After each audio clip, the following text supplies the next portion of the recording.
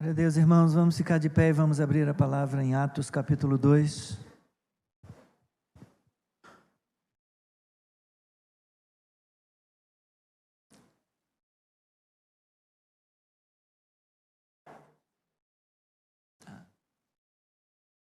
No mês de novembro nós teremos retiro de casais e ainda tem lugar.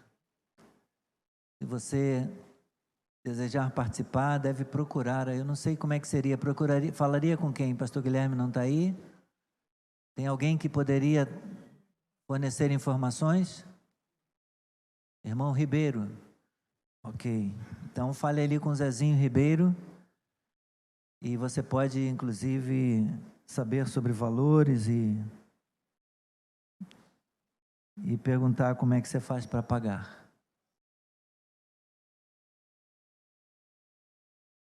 Atos 2.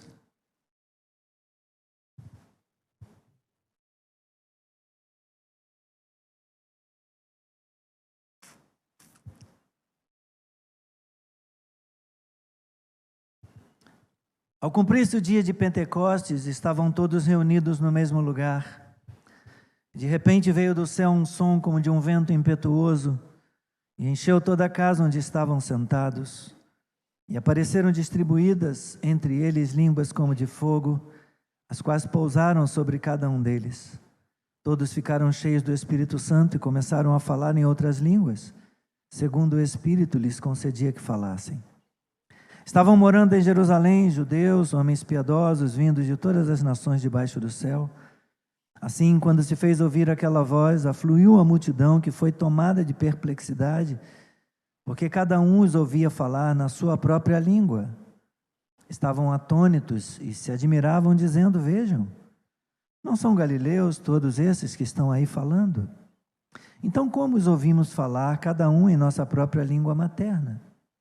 Somos partos, medos, elamitas e os naturais da Mesopotâmia, Judéia, Capadócia, Ponto e Ásia, da Frígia, da Panfilha, do Egito e das regiões da Líbia, nas imediações de Cirene, e romanos que aqui residem, tanto judeus como prosélitos, cretenses e árabes. Como os ouvimos falar sobre as grandezas de Deus em nossas próprias línguas? Todos atônitos e perplexos perguntavam uns aos outros: o que será que isso quer dizer? Outros, porém, zombando, diziam: estão bêbados. Então Pedro se levantou junto com os 11 e, erguendo a voz, dirigiu-se à multidão nesses termos: homens da Judéia e todos vocês que moram em Jerusalém, tomem conhecimento disto e prestem atenção no que vou dizer. Estes homens não estão bêbados como vocês estão pensando, porque são apenas 9 horas da manhã. Ninguém fica bêbado 9 da manhã, Pedro está dizendo. Naqueles dias, pelo menos não. Mas o que está acontecendo é o que foi dito por meio do profeta Joel. E acontecerá nos últimos dias, diz Deus, que derramarei o meu espírito sobre toda a humanidade. Os filhos e as filhas de vocês profetizarão. Os seus jovens terão visões e os seus velhos sonharão. Até sobre os meus servos e sobre as minhas servas derramarei o meu espírito naqueles dias e profetizarão. Mostrarei prodígios em cima no céu e sinais embaixo na terra, sangue, fogo e nuvens de fumaça. O sol se transformará em trevas e a lua em sangue, antes que venha o grande e glorioso dia do Senhor. E acontecerá que todo aquele que invocar o nome do Senhor será salvo. Israelitas, escutem o que eu vou dizer. Jesus, o Nazareno, um homem aprovado por Deus diante de vocês com milagres, prodígios e sinais, os quais o próprio Deus realizou entre vocês por meio dele, como vocês sabem. A este, conforme o plano determinado e a presciência de Deus, vocês mataram, crucificando-o por meio de homens maus. Porém, Deus o ressuscitou, livrando-o da agonia da morte, porque não era possível que fosse retido por ela. Porque Davi fala a respeito dele, dizendo: eu sempre via o Senhor diante de mim, porque Ele está à minha direita, para que eu não seja abalado. Por isso o meu coração se alegra e a minha língua exulta. Além disso, também a minha própria carne repousará em esperança, porque não deixarás a minha alma na morte, nem permitirás que o teu santo veja a corrupção. Fizeste-me conhecer os caminhos da vida e me encherás de alegria na tua presença. Irmãos, permita-me falar-lhes claramente a respeito do patriarca Davi. Ele morreu e foi sepultado, e o seu túmulo permanece entre nós até hoje. Sendo, pois, profeta, e sabendo que Deus lhe havia jurado que um dos seus descendentes se assentaria no seu trono, prevendo isto, referiu-se à ressurreição de Cristo, que nem foi deixado na morte, nem o seu corpo experimentou corrupção. Deus ressuscitou este Jesus, e disto todos nós somos testemunhas. Exaltado, pois, à direita de Deus, tendo recebido do Pai a promessa do Espírito Santo, derramou isto que vocês estão vendo e ouvindo. Porque Davi não subiu aos céus, mas ele mesmo afirma: disse o Senhor ao meu Senhor: sente-se à minha direita, até que eu ponha os seus inimigos por estrado dos seus pés. Portanto, toda a casa de Israel esteja absolutamente certa de que a este Jesus que vocês crucificaram, Deus o fez Senhor e Cristo. Seja abençoada a leitura da sua palavra. Senhor, obrigado, Pai, por podermos agora nos dedicar em aprender de Ti, em ouvir a Tua voz. Fala, Senhor, fala ao nosso coração, de modo contundente, de modo claro. Fala, Senhor, ao nosso coração de modo objetivo. Fala conosco, que possamos ouvir a Tua voz, o Senhor falar. Em o Teu nome, Jesus, nós oramos. Amém. Amém. Podeis sentar.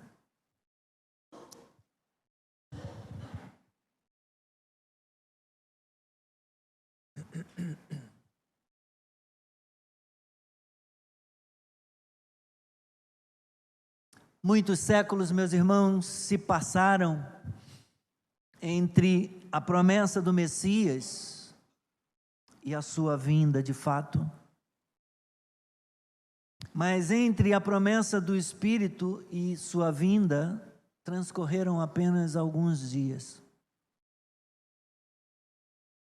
Durante esse período, os apóstolos, mesmo tendo recebido ordens claras de pregar o Evangelho a toda criatura, eles ficaram em silêncio.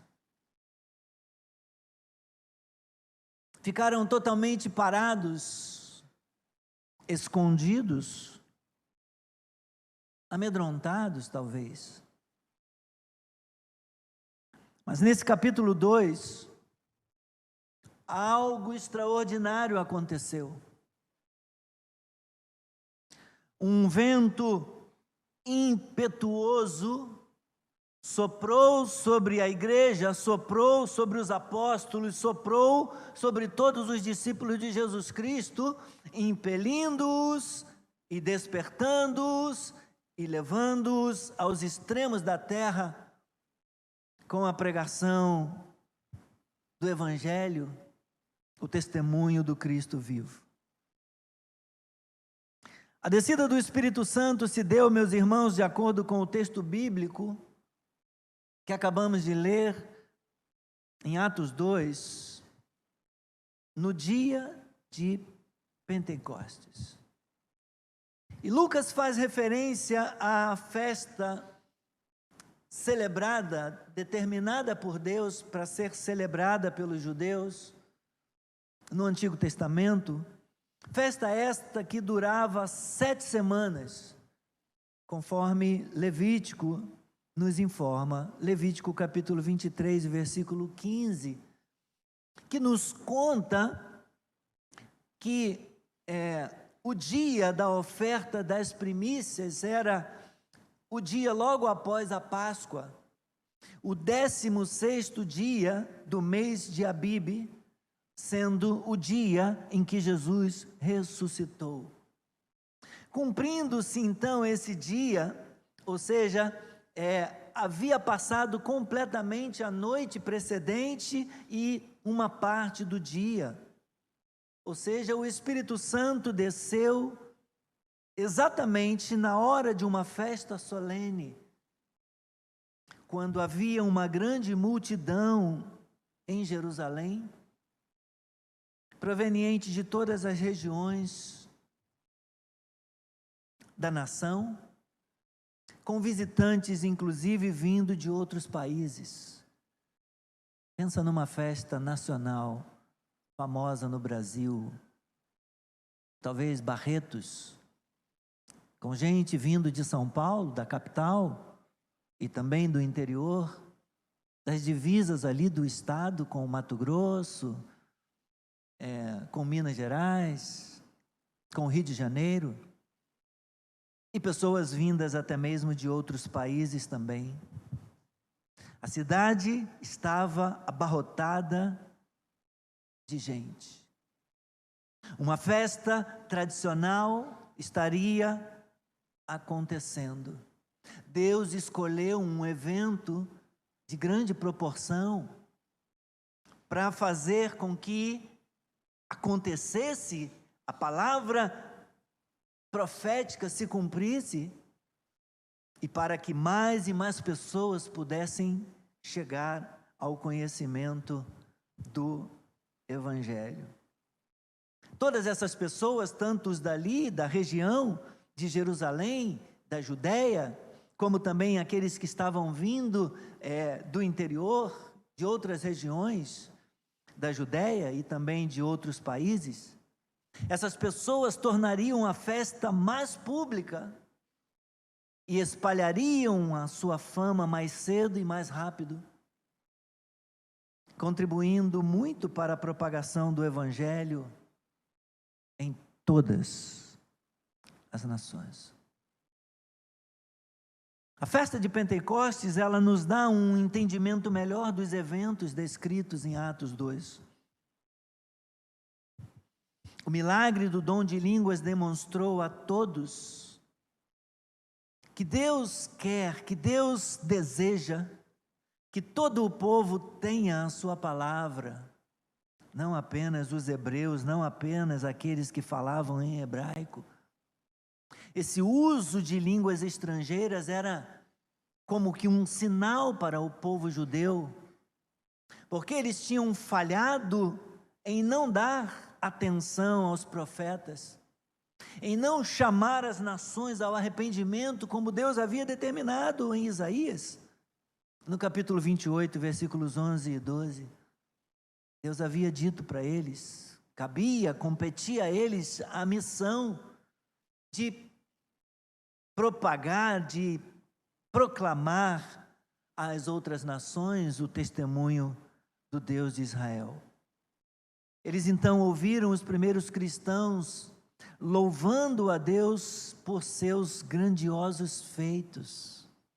O que eles estavam falando nessas outras línguas? O texto diz para nós, nós os estamos ouvindo falar sobre as grandezas de Deus em nossas próprias línguas. As pessoas estavam falando outra língua, mas todo mundo estava compreendendo o que estava sendo falado. Eles estavam dando testemunho da glória de Deus, da grandeza de Deus, dos feitos poderosos de Deus. Então a pregação já tinha começado. Muitas, dezenas, centenas de pregações estavam sendo feitas ali, de modo que eles pudessem compreender o que estava sendo dito, o que estava sendo proclamado. As pessoas estavam falando em outras línguas e os que vinham de fora compreendiam o que estava sendo dito e eles estavam dando testemunho do poder de Deus, da glória de Deus, da grandeza de Deus. Até que por fim, o sermão de Pedro culmina numa cerimônia de renovação espiritual. O batismo em nome do Salvador Jesus. Assim, meus irmãos, o propósito de Atos é ensinar a missão de Deus de levar o Evangelho a todas as pessoas. Volte aí um pouquinho até o capítulo 1, veja, capítulo 1, versículo 8. que diz: mas vocês receberão poder ao descer sobre vocês o Espírito Santo, e serão minhas testemunhas, tanto em Jerusalém, como em toda a Judéia e Samaria, e até os confins da terra. Essa é a finalidade do cumprimento da promessa, da descida do Espírito Santo. Vocês serão revestidos, vocês receberão poder quando o Espírito Santo descer sobre vocês, e vocês serão minhas testemunhas, tanto em Jerusalém, como em toda a Judéia e Samaria, e até aos confins da terra. Versículos 21 e 22, deste capítulo mesmo. Portanto, e aqui eles já estavam provendo lá um sucessor, é necessário que dos homens que nos acompanham, ou que nos acompanharam todo o tempo em que o Senhor Jesus andou entre nós, começando no batismo de João até o dia em que foi tirado do nosso meio e levado às alturas, um destes se torne testemunha conosco da sua ressurreição. Eles estavam provendo alguém para substituir Judas, que havia tirado a sua própria vida. E para que eles colocariam alguém, mais um, para completar os 12? Para ser testemunha. Mais um, que se torne testemunha conosco da sua ressurreição. Um pouco à frente, no capítulo 4, um pouco depois do texto que nós lemos, capítulo 4, versículos 12. Versículo 12 primeiro. Não há salvação em nenhum outro, porque debaixo do céu não existe nenhum outro nome dado entre os homens, pelo qual importa que sejamos salvos. Pedro está novamente aqui, cheio de ousadia e de intrepidez.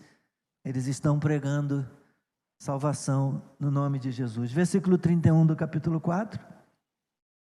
Tendo eles orado, tremeu o lugar onde estavam reunidos, todos ficaram cheios do Espírito Santo, e o que faziam? Com ousadia anunciavam a palavra de Deus. Esta é a razão porque Deus enviou o Espírito Santo, esta é a razão porque Deus enche a sua igreja com o Espírito Santo e com os dons do Espírito Santo, para que a igreja possa ser testemunha das grandezas de Deus, dos milagres de Deus, dos feitos poderosos de Deus neste mundo, especialmente a salvação. Bendito seja o nome do Senhor. Então, o propósito, meus irmãos, de Atos é mostrar a missão de Deus de levar o Evangelho a todas as pessoas e unir essas pessoas ao corpo de Cristo por meio do batismo nas águas, como a gente vê aí no próprio capítulo 2 que nós lemos, versículos 37 a 39. A resposta à pregação de Pedro. Quando eles ouviram a pregação de Pedro e a sua conclusão aí no versículo 36, eles ficaram impactados. Lucas usou aí uma palavra que foi traduzida para nós. Eles ficaram muito comovidos. Eles ficaram impactados e convencidos e perguntaram a Pedro e aos demais apóstolos: e agora? Diante disso que aconteceu por nossa causa, o que faremos? O que faremos, irmãos?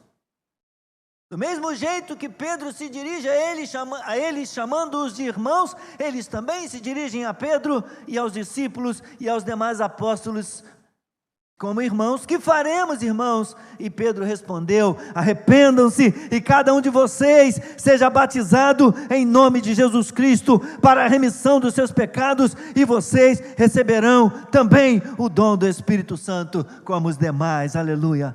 Porque a promessa é para vocês e para os seus filhos e para todos os que ainda estão longe, isto é, para todos aqueles que o Senhor nosso Deus chamar dentre todas as nações. Aleluia. Com muitas outras palavras, deu testemunho e exortava-os dizendo: livrem-se deste mundo, salvem-se desta geração perversa. não seja arrastado com o mundo para a perdição.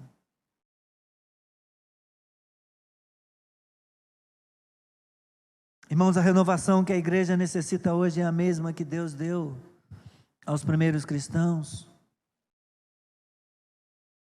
Precisamos de uma intrepidez e ousadia para pregar e testemunhar. Enquanto avançamos com a agenda do reino de Deus, enquanto avançamos pregando e testemunhando, e Deus vai alcançando pessoas, e vamos batizando aqueles que Deus vai salvando. Enquanto avança com a pregação e o testemunho ao mundo no batismo, Deus concede o Espírito Santo para a sua igreja, Deus derrama o poder sobre a vida da igreja, e nós precisamos desse poder e dessa presença do Espírito na nossa vida, para seguirmos em frente, para permanecermos firmes, pregando e testemunhando a todos aqueles que não conhecem o Senhor. Deus perdoa os pecados, Ele inclui pessoas na comunhão dos santos, à medida que a palavra de Deus é pregada. Nós devemos olhar para a promessa de Deus de renovação espiritual, por meio do arrependimento diário. Todos nós, diariamente, precisamos, ao final de cada dia, dizer: Senhor, me perdoe. Me perdoe pelo que fiz, pelo que disse, pelo que pensei, por algumas coisas, Senhor, que aconteceram neste dia. Ou me perdoe por algo que eu tenha deixado de dizer, por algo que eu tenha deixado de fazer. Me perdoe. Porque é certo, meus irmãos, que de alguma maneira nós desagradamos a Deus com a nossa vida, nós entristecemos o Espírito Santo. Então, devemos olhar para a promessa de Deus de renovação espiritual, por meio do arrependimento diário, por meio da oração e da leitura da palavra. O Evangelho, como o pastor Guilherme dizia na quinta-feira, é simples. Não requer muito de nós. Arrependimento, confissão, oração, leitura da palavra, diariamente. Todos os dias nós voltamos à presença do Senhor. Todos os dias nós voltamos diante dEle e dizemos: Senhor, sem Ti eu estou perdido. Ajuda-me. Ajuda-me. Sustenta-me. E assim, em paz com Deus, nós devemos receber com alegria todos aqueles que estão sendo acrescentados, todos aqueles que estão ao nosso redor, dando testemunho da renovação que nós temos em Cristo. Quero olhar com você para o texto um pouco nesta manhã. Vamos considerar o efeito dessa renovação do Espírito sobre a vida daqueles que pregam e testemunham do Cristo ressurreto. E depois, se Deus permitir, veremos também o impacto, as consequências da renovação do Espírito na vida daqueles que ouvem a palavra. Ao descrever o que aconteceria na vinda do Espírito Santo, ao qual os discípulos deveriam esperar no cenáculo em Jerusalém, Jesus disse para eles, e nós já lemos: vocês receberão poder ao descer sobre vocês o Espírito Santo. E vocês serão minhas testemunhas tanto em Jerusalém como em toda a Judéia e Samaria, e até em Nova Iguaçu, no Jardim Alvorada, até os confins da terra. O Evangelho chegou para nós. A promessa, meus irmãos, era de que a vinda do Espírito Santo traria poder, traria renovação espiritual na vida dos crentes, para testemunharem a palavra da cruz, para proclamarem e testemunharem o Evangelho do Cristo vivo. É isso que nós vemos Pedro fazendo aqui, dos versículos 14 a 36. A Escritura registra agora para nós, como eu já disse, somente o sermão de Pedro, Mas tem muitos outros sermões aqui, do versículo 1 até o versículo 13, porque eles estão dizendo ou perguntando-se como os ouvimos falar com essas outras línguas sobre as grandezas de Deus, mas nós os estamos ouvindo em nossas próprias línguas. E então ficaram atônitos e ficaram perplexos e se perguntavam uns aos outros qual o significado disso. O que será que isto quer dizer? O que está acontecendo aqui? O que Deus está fazendo? Então muitos dos outros 120 também estavam dando testemunho para os de língua estrangeira aqui em Atos 2. Mas o destaque do sermão de Pedro certamente tinha um propósito, porque tudo tem um propósito, tudo tem uma razão de ser, não há acasos em Deus. Pedro havia falhado ao negar a Cristo. Jesus o repreendera quando ele quis dizer para Jesus: Senhor, o Senhor está falando que vai morrer, que vai ressuscitar, que vão te prender, que vão fazer mal para você em Jerusalém. Senhor, não fala essas coisas não, não pensa essas coisas não. Jesus teve que repreender Pedro dizendo: arreda Satanás, você não cogita das coisas de Deus, você cogita das coisas dos homens. Pedro havia falhado como discípulo, Pedro havia falhado como cristão. Mas a Escritura dá destaque do sermão de Pedro, meus irmãos, para evidenciar que não era mais o mesmo Pedro, que Pedro tinha se recuperado, ele tinha sido restaurado da sua queda quando negara o Senhor, e que ele fora restaurado do favor divino, e ele também agora fora cheio do Espírito Santo. Mostra também que ele está pronto para ser usado por Deus. Então Pedro, em toda a sua vida, ele que nunca falara com tamanho grau de integridade, com tamanha clareza, com tamanho poder, Pedro agora se levanta e abre a sua boca. Abre a sua boca com intrepidez, abre a sua boca e proclama a sua voz. Ele levanta a sua voz com intrepidez, com autoridade, com alguém que não está com medo. Pelo contrário, como alguém que estava bem seguro e impactado pelo que dizia. Convencido, convicto daquilo que ele falava.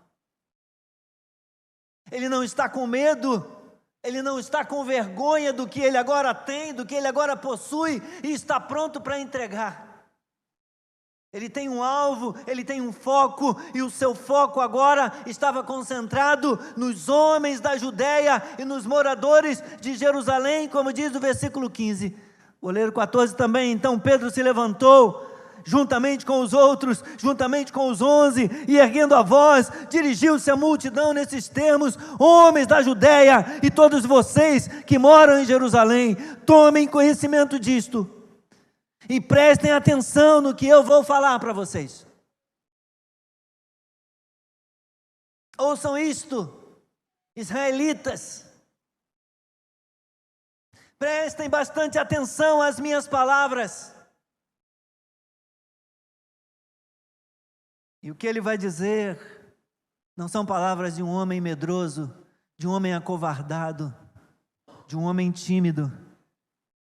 Ouçam, israelitas, prestem atenção às minhas palavras. Vocês mataram a Jesus, o Nazareno, aprovado por Deus, crucificando por meio de homens maus. Versículo 23. Foram vocês. Deus aprovou Jesus, o Nazareno, Deus o aprovou diante de vocês com milagres, prodígios e sinais, os quais o próprio Deus realizou entre vocês por meio dele. Como vocês mesmos sabem, a este Jesus, conforme o plano determinado e a presciência de Deus, vocês mataram, crucificando-o por meio de homens maus. Portanto, vocês são cúmplices. Vocês são cúmplices na morte de Jesus Cristo na cruz. Mas Deus o ressuscitou, ele diz isso no versículo 24. Porém Deus o ressuscitou, livrando-o da agonia da morte, porque não era possível, aleluia, que ele ficasse retido pela morte. Porque ele estava destinado para morrer sim, mas já havia sido determinado que ele iria ressuscitar. Aleluia! Então Pedro vai responder àqueles que supunham que os discípulos de Cristo estavam bêbados, estavam embriagados, dizendo para eles: vocês estão equivocados, vocês estão enganados, estes homens não estão bêbados. Estas palavras que eles estão falando com as outras pessoas, levam-nas ao conhecimento das grandezas de Deus. Eles estão dando testemunho, eles estão cumprindo a Escritura, eles estão cumprindo aquilo que Jesus havia dito, que desceria sobre eles o Espírito Santo, e eles seriam testemunhas, tanto em Jerusalém como também na Judéia, em Samaria e até os confins do mundo, como de fato vai acontecer ao longo do livro de Atos. Pedro em seguida explica o fenômeno desta renovação espiritual que estava acontecendo. E ele destaca 2 pontos importantes a esse respeito aqui. Ele vai dizer que essa renovação espiritual, a descida do Espírito Santo sobre a igreja, aconteceu porque era cumprimento das Escrituras, versículos 16 a 21. Mas o que está acontecendo é o que foi dito por meio do profeta Joel. E acontecerá nos últimos dias, diz Deus, que derramarei o meu Espírito sobre toda a humanidade. Os filhos e as filhas de vocês profetizarão, os seus jovens terão visões, os seus velhos sonharão, até sobre os servos e as servas derramarei o meu Espírito naqueles dias. Eu falei de 16 até? 16 até 21. Mostrarei, 21?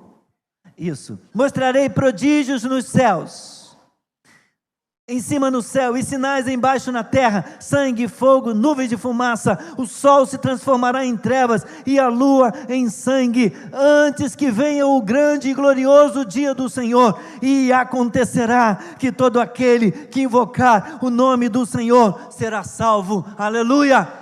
Ele está dizendo que depois da descida do Espírito Santo, a salvação será anunciada, a salvação será proclamada a todo aquele que ouvir, a todo aquele que clamar: bendito seja o Senhor, de acordo com a profecia de Joel, capítulo 2, 28 a 32.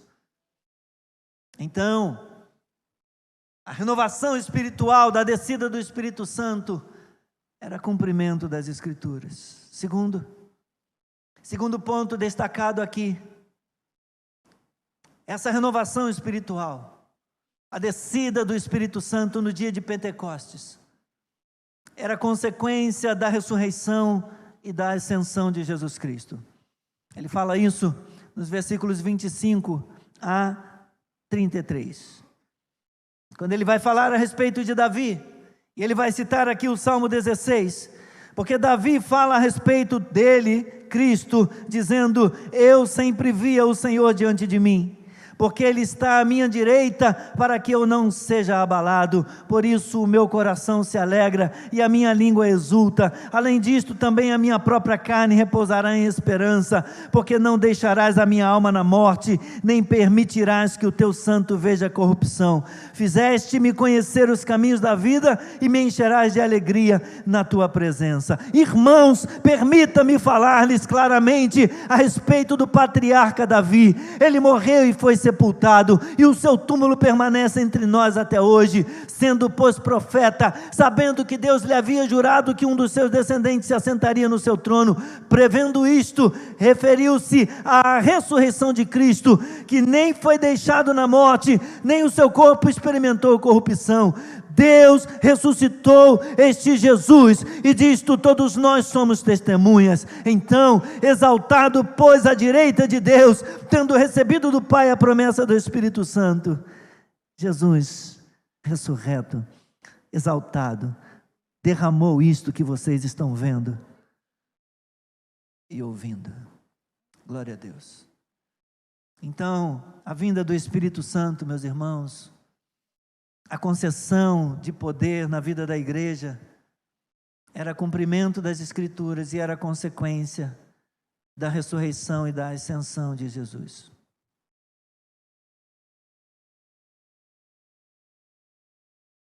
Agora precisamos observar e aprender algo a respeito disto.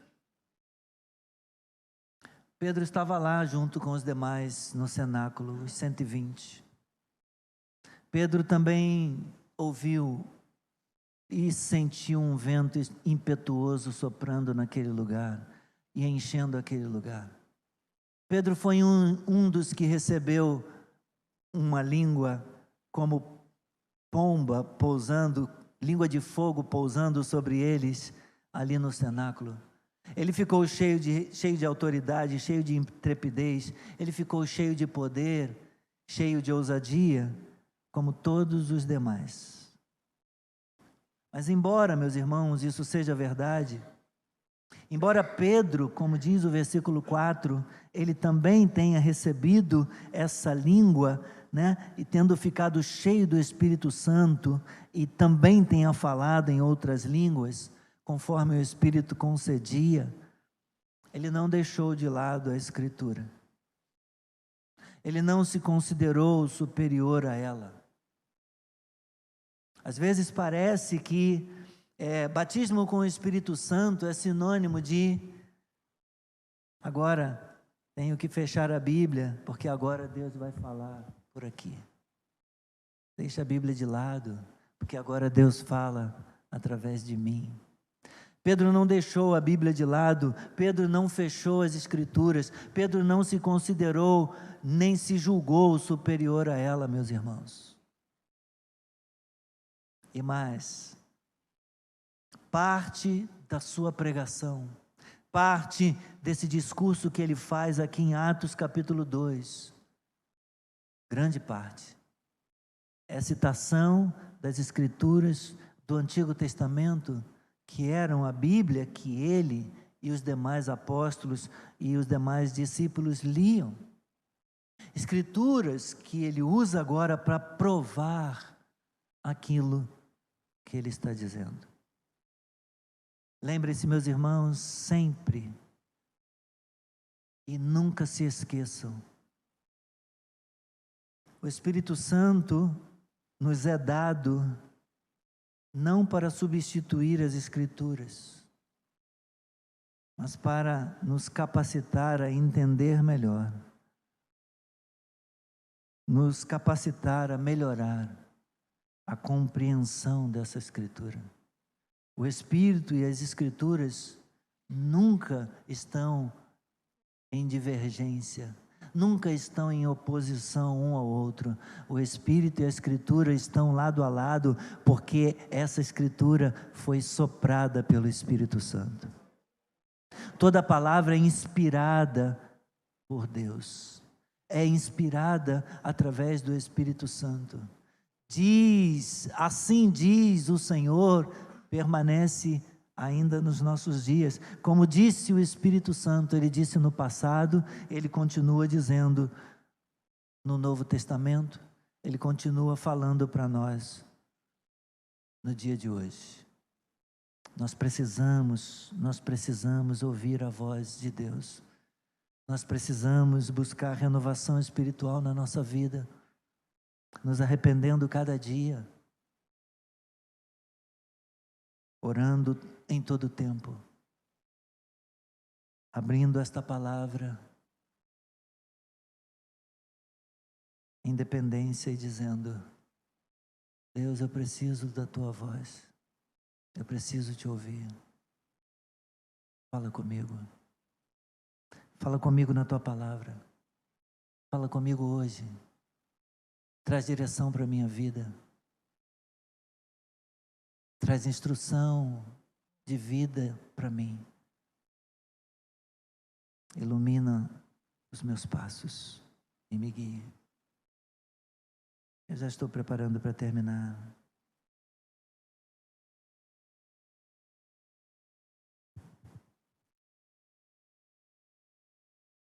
Pedro, então,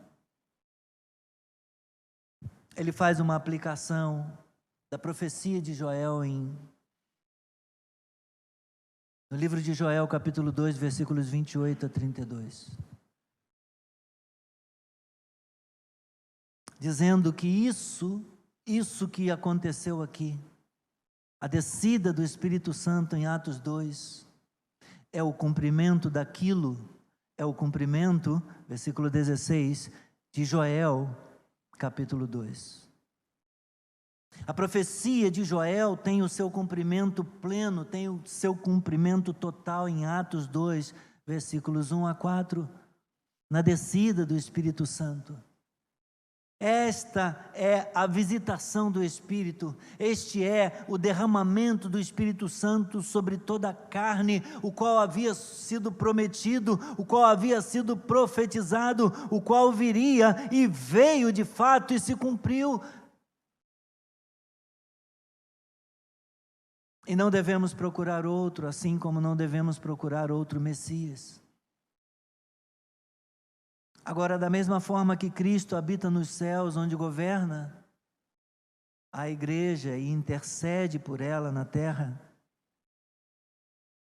o Espírito Santo Consolador que foi dado segundo a promessa, ele continuará segundo a mesma promessa, caminhando com a igreja na terra, até o fim, até a segunda vinda de Cristo. Nós precisamos andar em sintonia com o Espírito Santo dia a dia, na dependência do Espírito Santo dia a dia, glórias a Deus. Então, irmãos, Pedro está afirmando que a descida do Espírito Santo foi o dom de Cristo e foi o resultado, foi o produto e a prova da ressurreição e da ascensão de Cristo. E com este dom do Espírito Santo, Pedro aproveita a ocasião para pregar Jesus aos homens de Israel. Capítulo 2.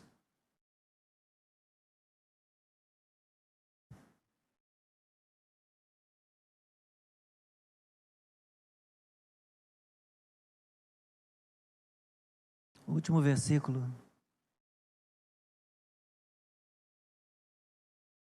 Portanto, toda a casa de Israel, já ouvimos Pedro lá no versículo 22, chamando a atenção deles, pedindo que eles o escutassem, e dizendo quem é esse Jesus, um homem aprovado por Deus, diante dos olhos deles, com os milagres, com os prodígios, com os sinais, que o próprio Deus realizou entre eles, através de Jesus, como eles sabem. A este Jesus, conforme plano determinado e a presciência, eles o mataram. Eles são, portanto, cúmplices da crucificação e da morte de Jesus. Então, no versículo 36, ele diz, portanto, toda a casa de Israel esteja absolutamente certa de que a este Jesus que vocês crucificaram, Deus o fez Senhor e Cristo.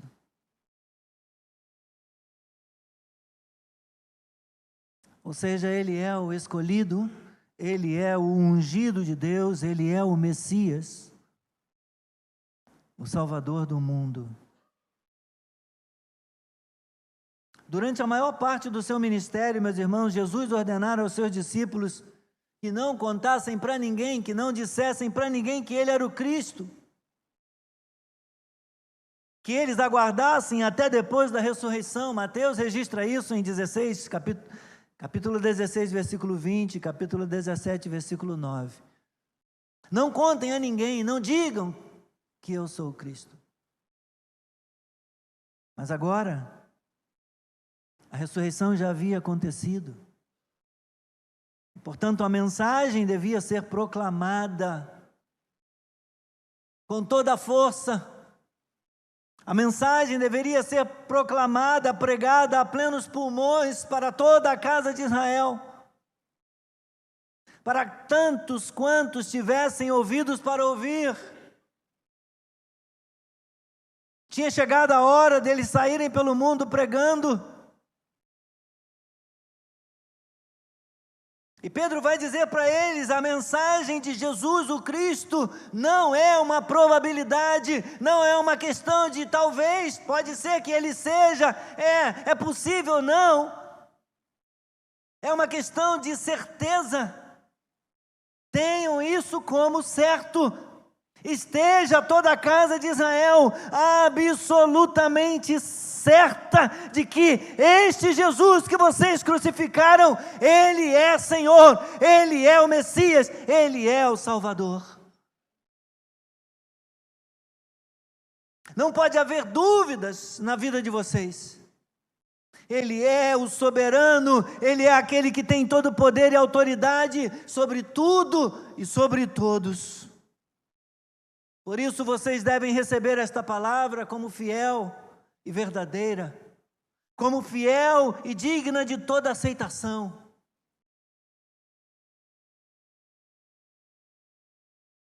Imagina, meus irmãos,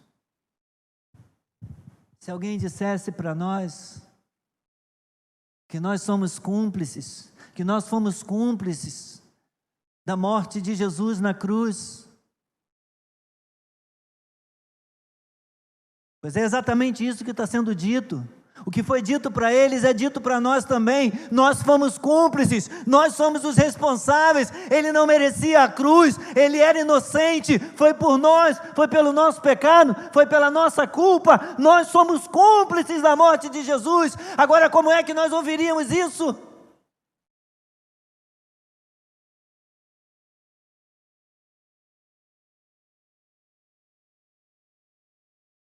Ao dizer para eles: estejam certos, saibam que Deus glorificou a Jesus, a quem vocês crucificaram. Isso torna grave a atitude deles, a participação deles, o conluio deles. Isso agrava a maldade que os israelitas fizeram. Que eles crucificassem aquele a quem Deus quis glorificar, que eles matassem a ele como enganador, justamente aquele que tinha dado provas grandiosas da sua missão, dizendo: eu e o Pai somos um, mata ele. Eu falo aquilo que eu ouvi o meu pai falar, que o meu pai mandou, mata ele.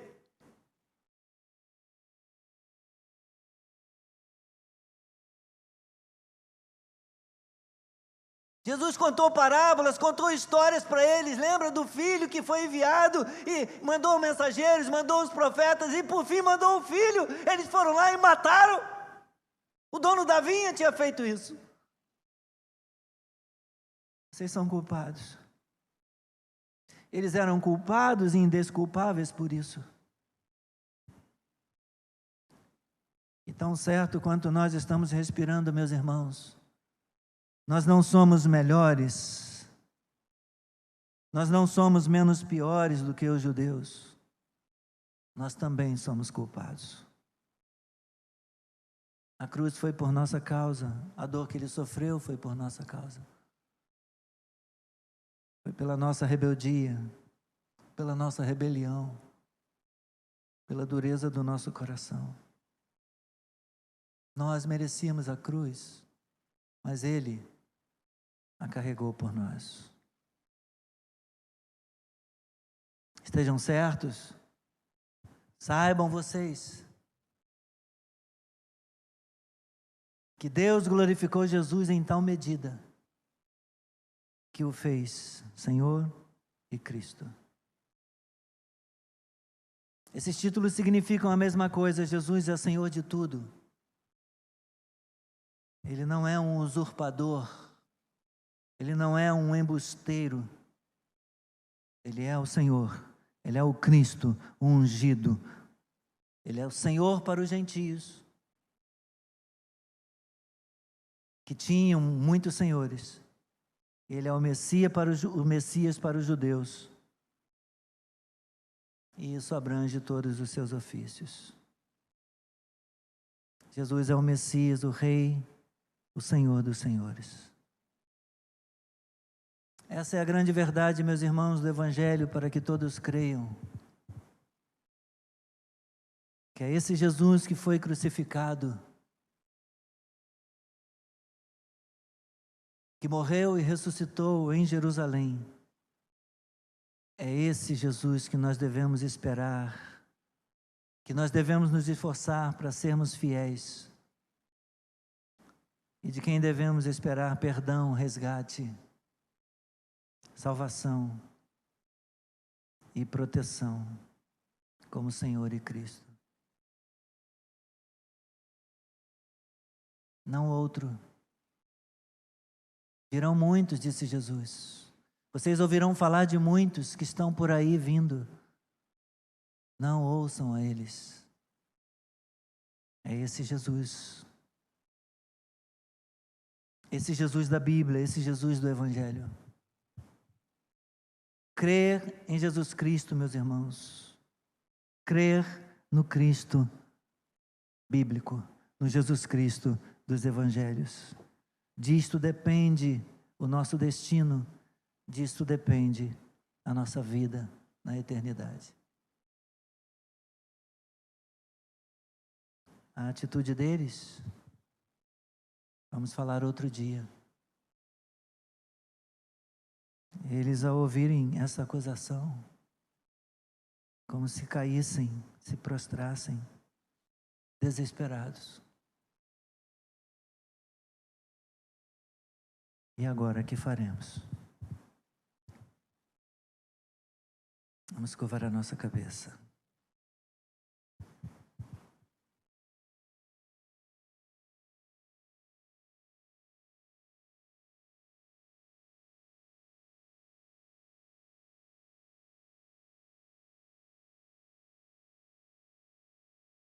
Creio no Senhor Jesus Cristo. Arrependam-se. Creio no Senhor Jesus Cristo. Cada um de vós seja batizado em nome de Jesus. Pastor, mas eu acho que eu ainda não estou preparado para me batizar. Você não entendeu. Você não entendeu. Você é culpado, está sendo destinado ao inferno. A menos que você se arrependa e obedeça. Creia no Senhor Jesus Cristo e seja batizado. Se você está 10, 15, 20, 30 anos na igreja, frequentando a igreja, frequentando o culto e ainda não se batizou, você não entendeu, você não está levando a sério essa palavra.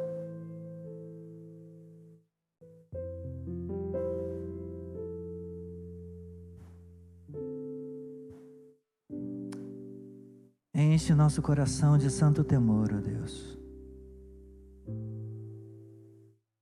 Enche a nossa alma de um espírito de rendição, de um espírito de contrição. Vivemos, Senhor, em um tempo de frieza espiritual. Vivemos em um tempo de falta de temor, de desrespeito, de esvaziamento de autoridade. Vivemos, Senhor, dias difíceis, em que as pessoas têm o ventre como seu próprio Senhor.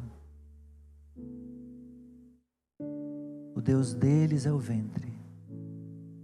Não temem a ninguém e não respeitam autoridade nenhuma.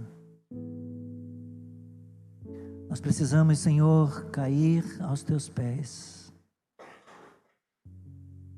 Nós precisamos ser cheios do temor de Deus, se quisermos receber o teu perdão